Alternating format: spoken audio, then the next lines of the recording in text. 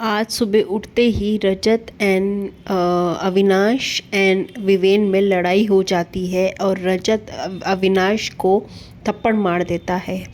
हम आपको बताते हैं हुआ क्या एग्जैक्टली ये हुआ कि रात को रजत दलाल अरफीन खान से बोल के सोए थे कि मैं चाहत पांडे के सारे आंसुओं का बदला लूँगा। जो जो उसको तंग कर रहा है मैं उसके सारे बदले लूँगा।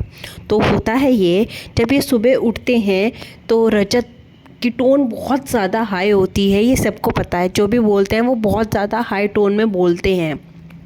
तो वो बोलते हैं कि मैं रजत दलाल जो भी इस घर की लड़कियों को परेशान करेगा मैं उसको बदले लूँगा, और सारे मतलब जो भी जैसे भी करेगा मैं उसको करूँगा, ऐसे ऐसे बोल रहा होता है।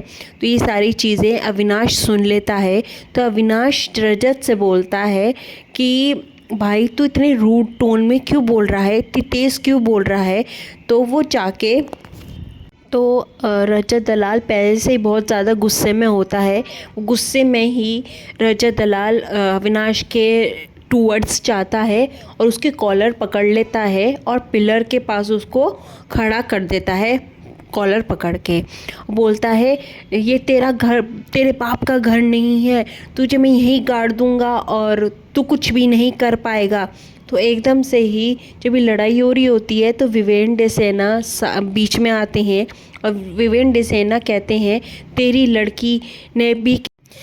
लड़की यानी कि चाहत पांडे ने जब रजत दलाल के अविनाश के ऊपर पानी फेंका था वो तुझे नहीं दिखा।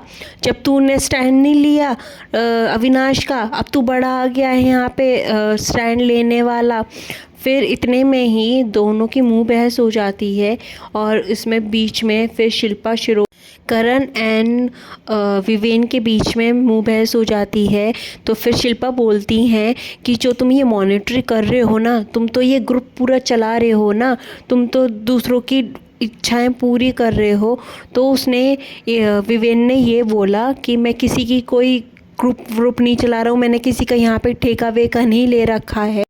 फिर शिल्पा शिरोडकर बोलती हैं कि तुम तो एक ग्रुप चला रहे हो, तुम तो एक यहाँ के, तुम्हारे अंदर ये कार्यकाल के अंदर ये सब हो रहा है।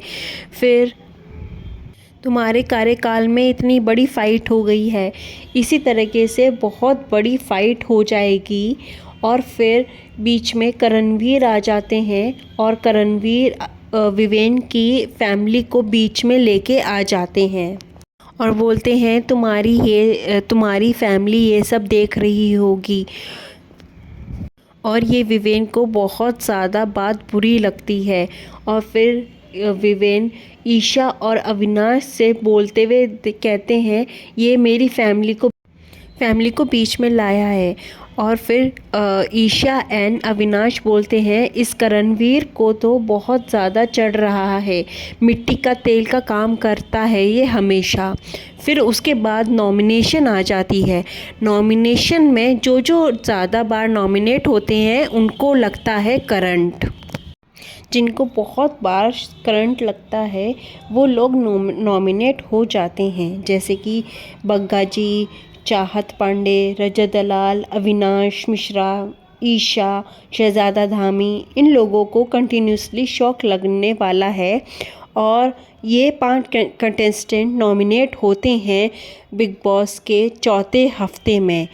इस सब के बीच में आपका क्या कहना है, प्लीज़ कमेंट करके बताइए।